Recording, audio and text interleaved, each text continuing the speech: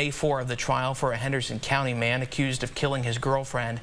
48-year-old Christopher Hood is charged with murder for the 2021 death of 22-year-old Brooke Spurgeon. KLTV7's Lauren Tier has the latest from the courtroom.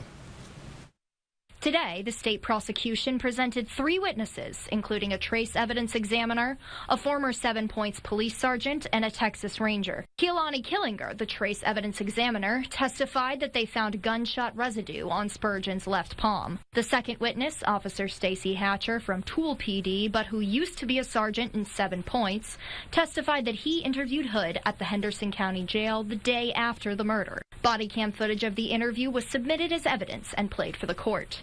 Through tears, Hood recalled the events of the previous day and claimed it was an accident. The third witness was a Texas Ranger, Michael Adcock.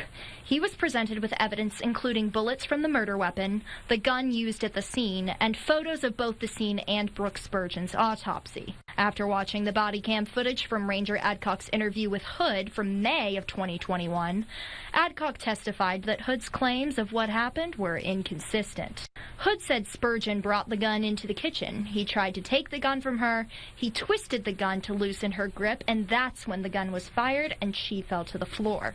Ranger Adcock testified that the claim they were initially standing is not supported by the nature of Spurgeon's head wound. Lauren Tier, KLTV 7 News. Cameras were not allowed in the courtroom. The state rested its case today, and the defense will present their case starting at 9 on Monday morning at the Henderson County Judicial Complex.